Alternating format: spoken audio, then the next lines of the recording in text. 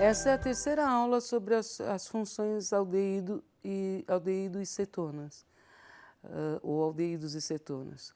Essas funções, então, como vocês lembram, são caracterizadas pela presença do grupo carbonila e hoje nós vamos discutir qual é a reatividade especial desse grupo, frente a nucleófilos.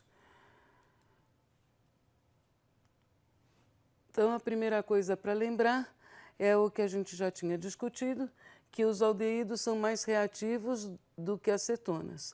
Por que os aldeídos são mais reativos do que as cetonas?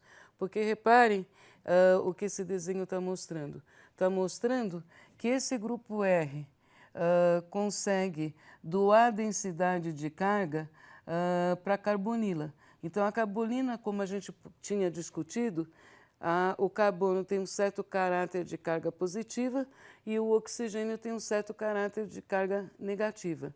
Então, essa carbonila é um dipolo. Nós estamos discutindo, ou vamos discutir, qual é o efeito do ataque ao carbono da carbonila. Existem outras reações que são reações especiais, das quais eu acho que nós não vamos discutir detalhes, que são ataque ao oxigênio negativo da carbonila, mas nós estamos nos concentrando ao ataque ao carbono da carbonila. Então é disso que se trata. Ataque nucleofílico. Nucleofílico é amigo de carga positiva, portanto é um ataque de um eletrófilo ao carbono positivado.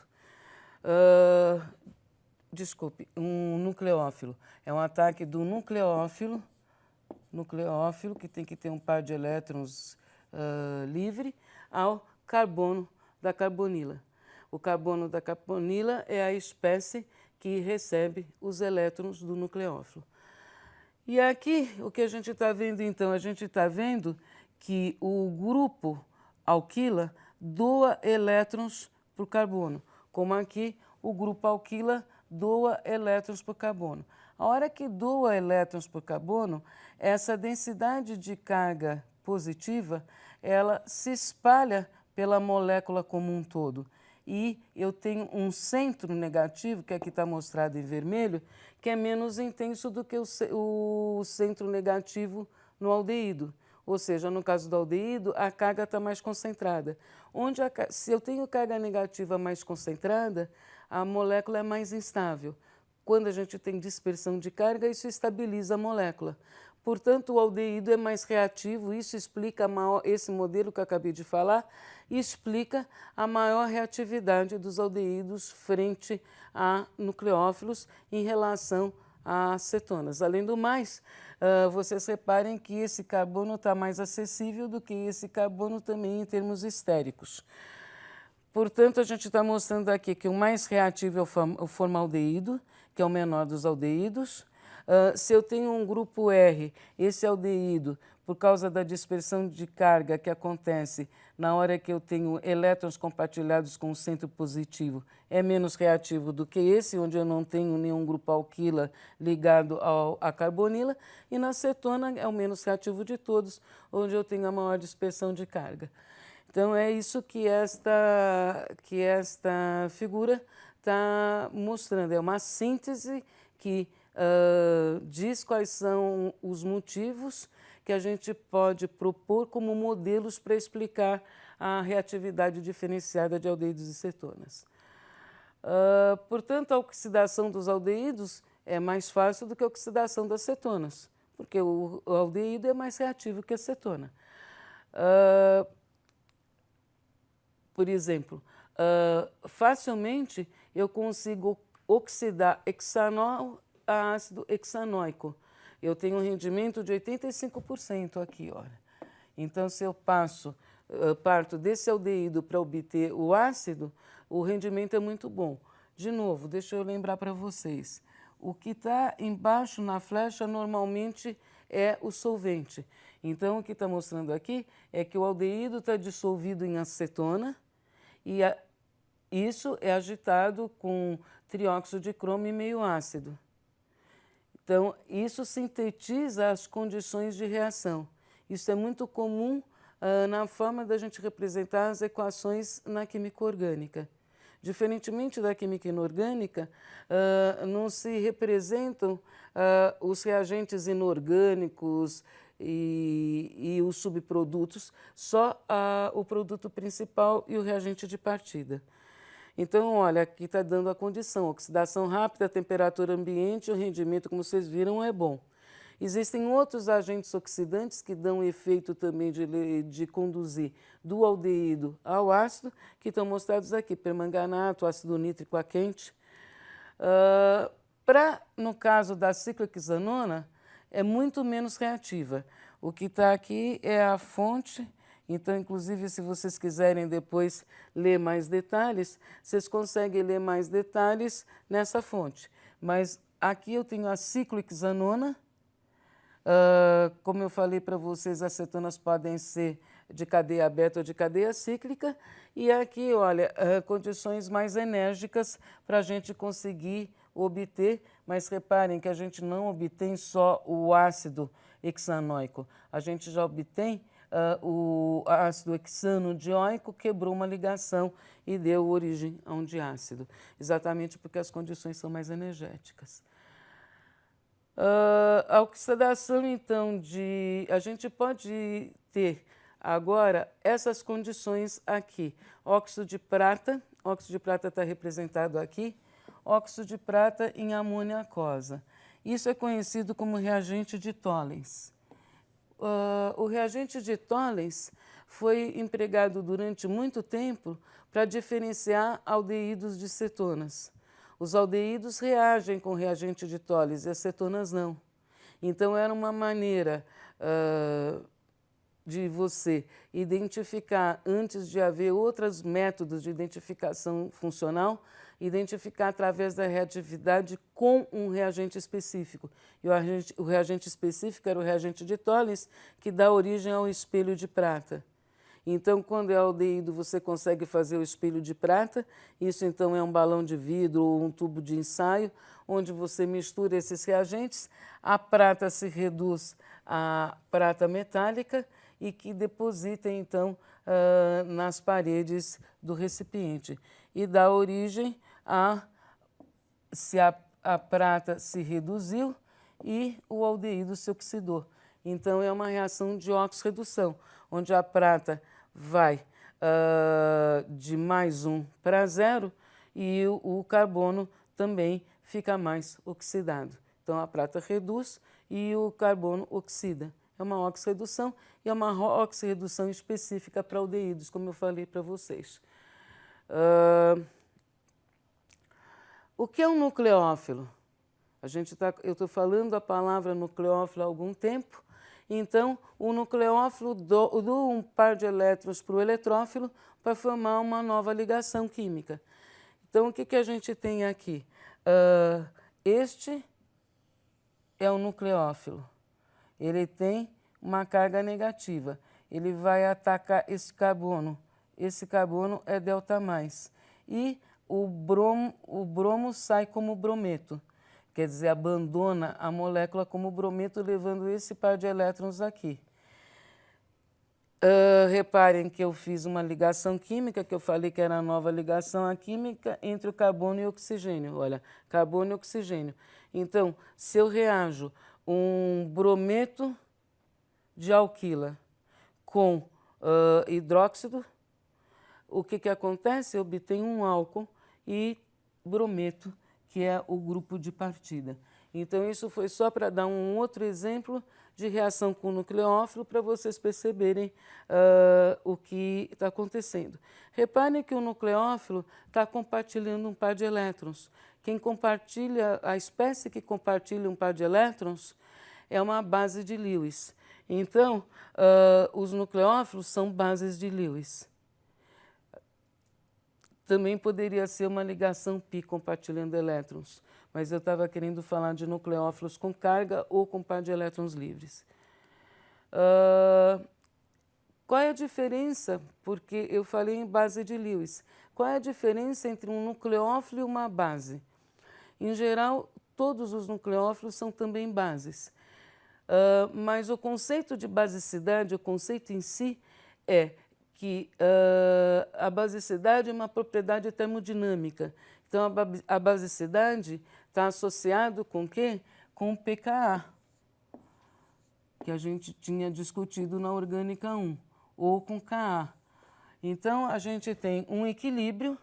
Então, aqui nós estamos exatamente vendo um equilíbrio, onde eu tenho uma base que abstrai hidrogênio da água, e aí eu tenho um ácido mais o OH-. E tem uma constante de equilíbrio envolvida, medida, que eu posso medir. Como é que eu meço essa constante de equilíbrio?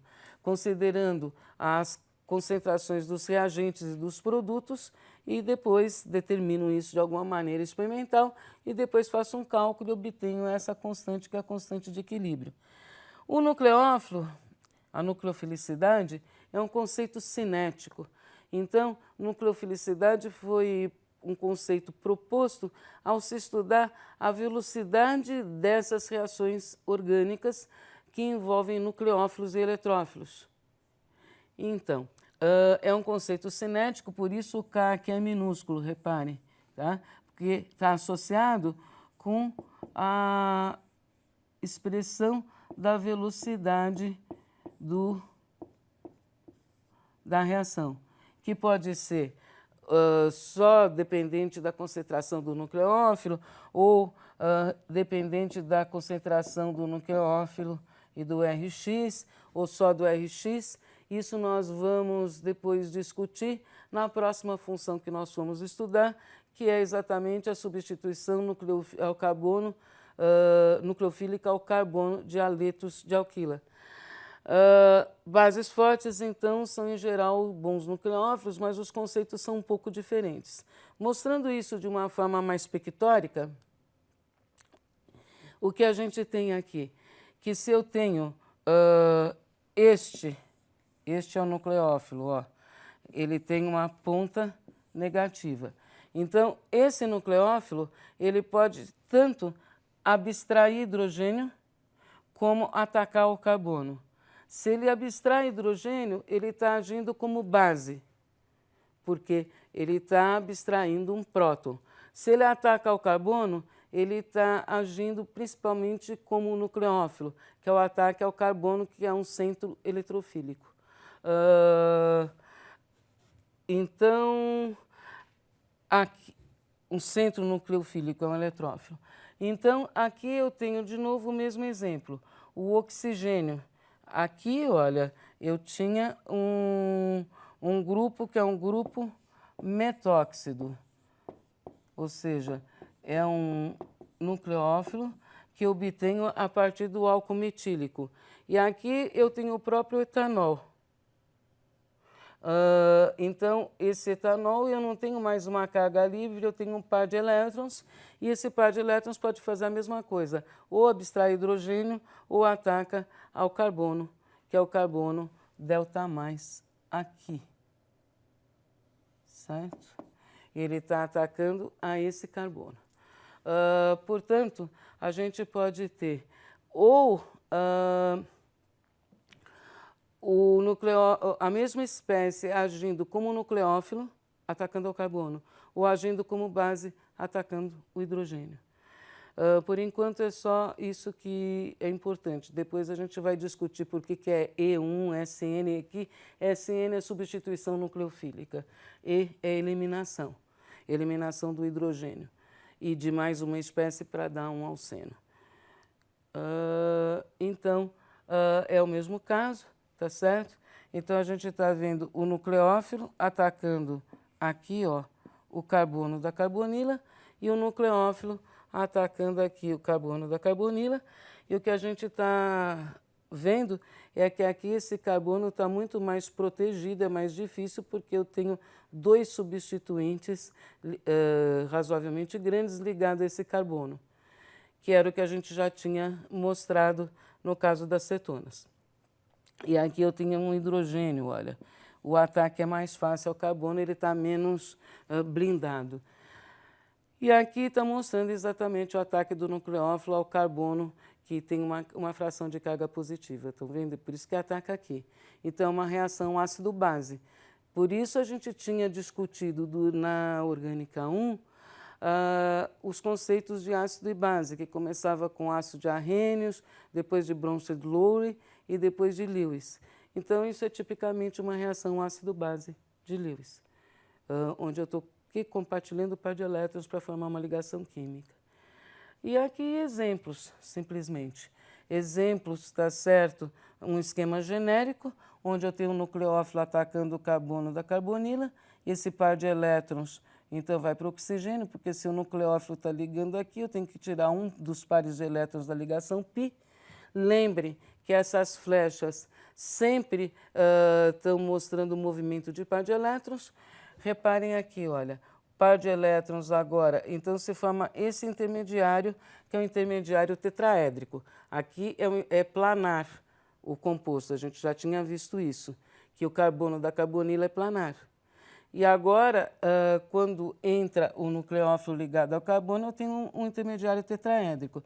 Esse intermediário tetraédrico, que é instável, vai abstrair hidrogênio aqui do nucleófilo, ou do solvente, e aí vai dar um produto tetraédrico. Então, este é o produto do ataque nucleofílico à carbonila. Então, o que a gente está fazendo? A gente está fazendo a adição do nucleófilo e obtendo um álcool, que é um composto totalmente saturado. A mesma coisa aqui. Agora, uma reação, por exemplo, com hidreto. Aqui era genérico o nucleófilo, agora o nucleófilo é o hidreto. Então, o hidreto ataca ao carbono da carbonila, o par de elétrons vai para o oxigênio. Agora tem uma abstração de hidrogênio mais aqui da água protonada, e aí você obtém o produto. E o produto é um álcool, ó, como a gente já tinha mostrado. Exemplos de nucleófilos, sempre o mecanismo é igual, sempre o nucleófilo ataca o carbono positivado da carbonila. Então, eles podem ser nucleófilos negativos ou nucleófilos neutros. Sempre tem que ter par de elétrons livres, não é? Para atacar o carbono da carbonila. E, finalmente, a gente tem novos exemplos aqui, reação com cianeto. Então, aqui está o nucleófilo, o cianeto, um daqueles que estava na lista, atacando a carbonila. O de sempre, olha, dá o intermediário tetraédrico, tem uma abstração de H+, e dá o álcool. Se fosse uma reação com reagente de Grignard, esse reagente é super importante. Então, o reagente de Grignard é este reagente aqui. Ele tem uma parte que é alquílica ligada a cloreto ou brometo de magnésio. Então, aqui é delta- e aqui é delta+. Portanto, o delta- ataca aqui no carbono da carbonila, dá esse intermediário tetraédrico, e meio ácido vai dar o álcool e mais os sais de magnésio correspondentes. Mas o que interessa é que o composto de Grignard é uma das poucas maneiras que a gente tem de aumentar a cadeia carbônica. Repara que aqui eu tinha uma cadeia carbônica com RR e eu consegui colocar mais um grupo metila. Se eu escolher algo diferente de metila aqui no Grignard, esse grupo vai ser adicionado no carbono da carbonila e vai aumentar a cadeia carbônica. São poucos os métodos de aumentar a cadeia carbônica. Quando nós vimos os compostos aromáticos, nós vimos o quê? Que para funcionalizar o anel benzênico, tinha uma reação importante que era ou a acilação ou a alquilação de Fiedel-Crafts. Isso também está aumentando a cadeia carbônica, não é? Porque eu saio do benzeno e funcionalizo o benzeno. E aqui é uma maneira de funcionalizar a carbonila, aumentando a cadeia carbônica. E aqui é só para dizer que tem dois tipos de catálise, pode ter a catálise ácida e a catálise básica. Na catálise ácida, o que acontece? Este par de elétrons ataca esse hidrogênio, certo? Então, esse par de elétrons ataca o hidrogênio e eu tenho o OH protonado. Isso aqui foi um erro de desenho. Sempre é o par de elétrons que se movimenta em relação àquilo que vai ser abstraído, ou seja, esse aqui tem que ser delta mais, esse H. Esse H é delta mais. Então, o H é delta mais, e aí ele protonou aqui no oxigênio. Na hora que isso acontece, o que isto fez, tá certo? Eu posso agora fazer esse par de elétrons ir para o oxigênio, e esse carbono da carbonila fica ainda mais positivado do que ele já é. Portanto, essa é a catálise para o ataque nucleofílico. O ataque nucleofílico à carbonila. E depois o de sempre, tá certo? Aqui já abstrai o hidrogênio no começo, dá o álcool. E aqui é o exemplo da catálise básica, tá certo? Então o nucleófilo ataca o carbono da carbonila, que é delta mais, esse par de elétrons vai para o oxigênio fica menos, e agora eu tenho esse par de elétrons abstraindo um hidrogênio, de onde? Da água, por exemplo, o solvente aí era a água, dando o álcool. Então, duas catálises possíveis. Com isso, a gente termina o essencial da reatividade do carbono da carbonila frente a nucleófilos. Vocês podem fazer os mecanismos para cada um daqueles nucleófilos. O mecanismo é sempre exatamente o mesmo.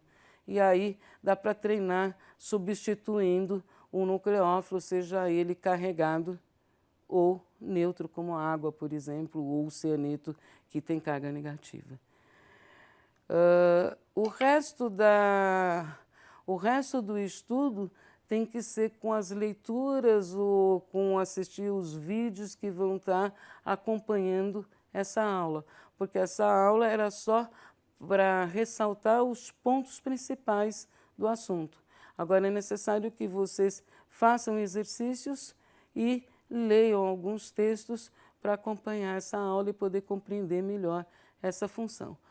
A gente iniciou por esse assunto porque o mecanismo é sempre exatamente o mesmo, não tem exceção. Então, isso facilita a compreensão do ataque nucleofílico à carbonila, porque todos os reagentes vão reagir da mesma maneira nesse caso.